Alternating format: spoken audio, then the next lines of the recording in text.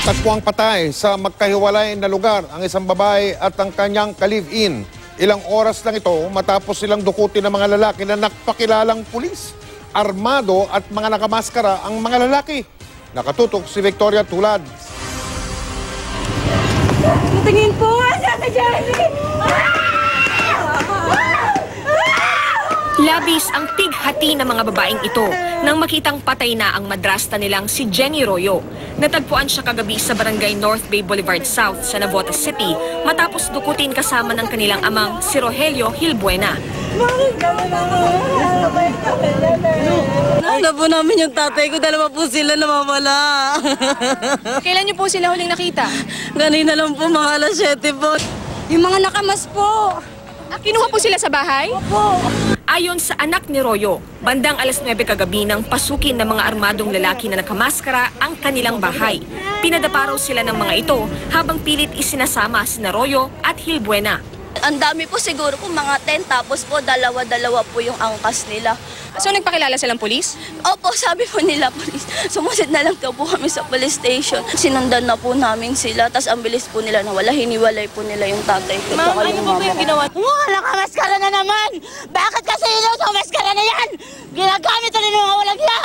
Nagtamo ng tama ng bala sa katawan at mukha si Royo.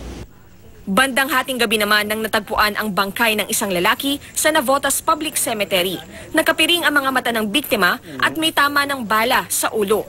Nakita pa raw ng ilang residente ang lalaki bago pinatay. Nakarinig sila ng putok. Pero meron sila nakitang pumasok na nakamotor dito. Ilan daw?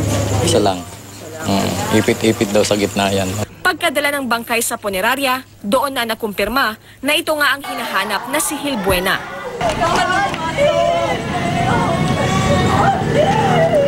Ayon sa mga kaanak ng mga biktima, gumamit noon ng shabu si Royo pero tumigil na at sumuko sa Oplan Tokhang. Si Hilbuena naman, hindi kailanman gumamit o nagtulak. Sabi ng mga pulis, walang nakuhang iligal na droga mula sa dalawa. Blanco pa raw ang otoridad kung sino ang nasa likod ng mga krimen pero patuloy itong iniimbestigahan.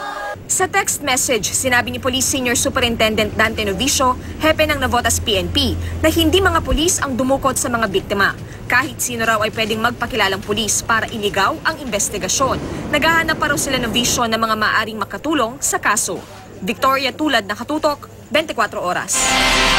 Inuulit po namin para malinaw yung text ng pinadala po ng Navotas Police na nagtatangging may kinalaman sila sa pagdukot at pagpatay doon sa magkalibi na yon. Maaari raw na nagpakilalang pulis yung mga salarin para iligaw ang investigasyon sa kaso.